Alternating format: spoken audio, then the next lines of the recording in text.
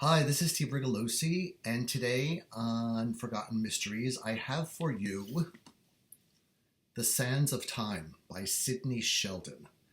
And I just get a kick out of this grandiose font on the cover, like it's the Holy Bible being presented to you. Copyright 1988 by William Morrow. So, a couple of disclaimers.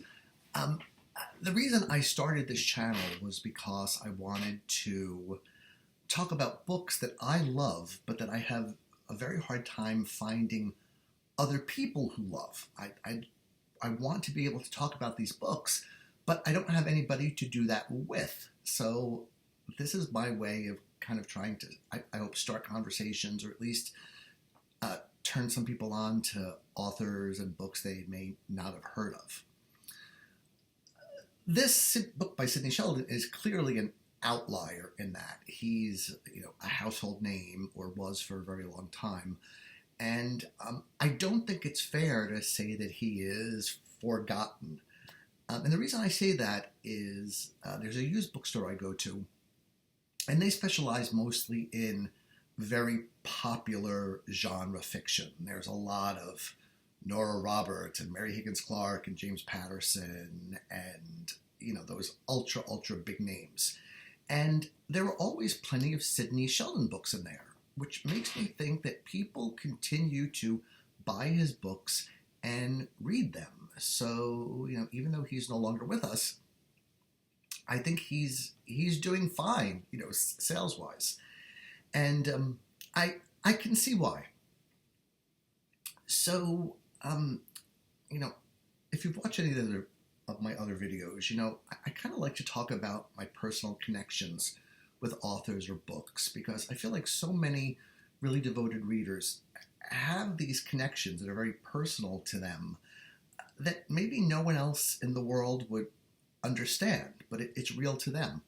So, for example, I saw an interview with Joyce Carol Oates not too long ago, and she talked about how a copy of Alice in Wonderland that her grandmother gave her just turned her into the person she is today, made her a writer, made her a lover of reading.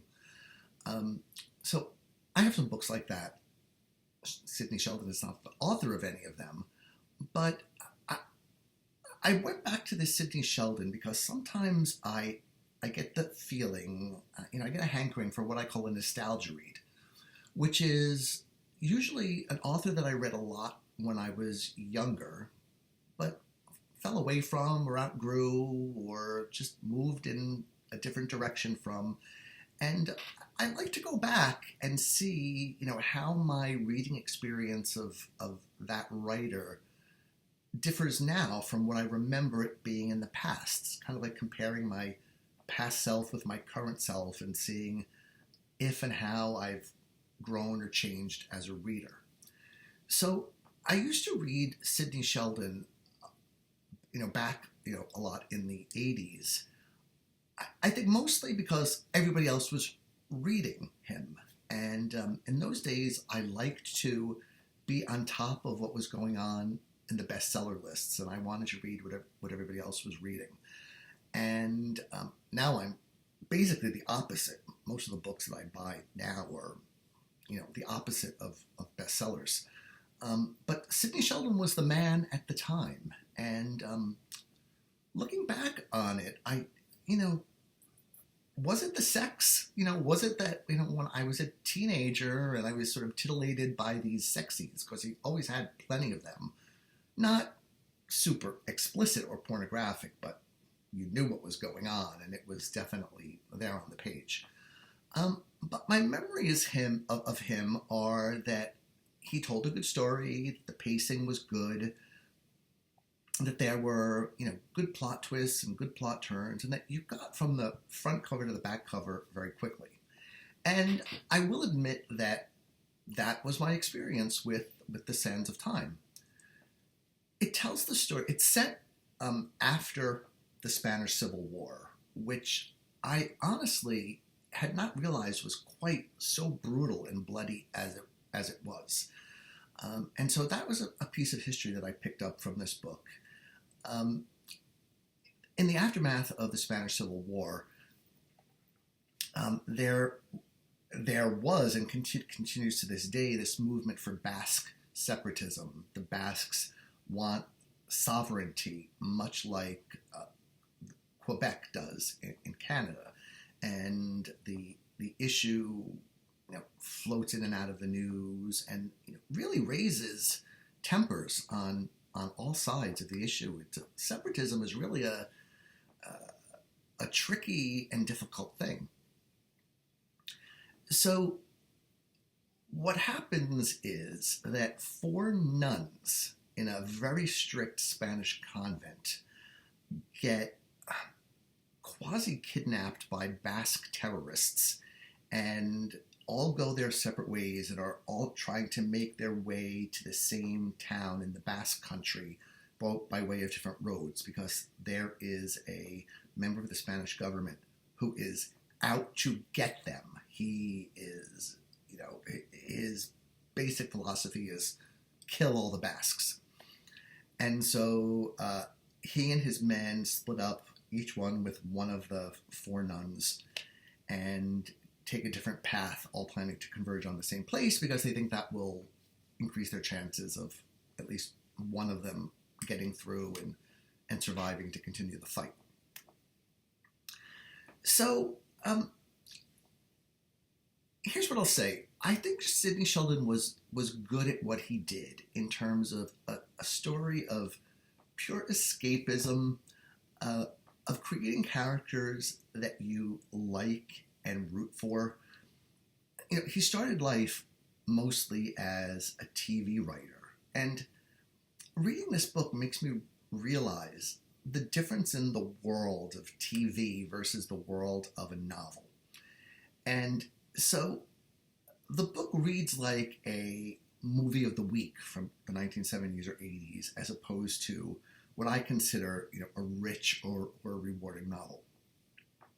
That said, there's plenty going on, and even though there's plenty of subplots, Sheldon weaves them all together well and keeps the pace moving. Some of the things that happen are absolutely ridiculous, like people taking shelter in a cave and being attacked by a she-wolf who was then fought off by one of the Basques with his bare hands. I was reading the book, I was like, what? But, it was fine. It was kind of fun. Maybe I had a little bit of a snobby reaction to, come on, Sidney, couldn't you have thought of something better? But, those moments are not infrequent. But the book moves along on its course, and it comes to a satisfying ending for a lot of the characters. I have to tell you, for 4 nuns, you've never seen nuns have so much sex. Okay, but that's Sidney Sheldon, right? I wouldn't say every nun, but let's say some of the nuns are quite experienced before they even become nuns, and some become experienced as a result of having been nuns. So, God bless you, Sidney Sheldon. You knew how to tell a story, and you knew how to get readers to just enjoy your books. And I really don't want this video to come across snobbishly, because I'm super in favor of escapism. I think we all need it in this day and age. We crave it. And any book that does a really good job of taking you away from your cares or your worries is doing its job. And Sidney Sheldon did that. If you want to know why one of the 4 Spanish nuns is named Megan, you're going to have to read the book. It's one of the many crazy subplots going on in here. My last word is, if you have any sympathy for the Basque cause, or you believe in Basque separatism, I think this book will make you see red. Sheldon does present the Basques as the bad guys, and I guess we haven't heard much about the Basques in the news lately, but like I said before, separatism creates inflamed passions on both sides. And so if you are very much pro-Basque independence, I think you probably want to toss this book into the fire.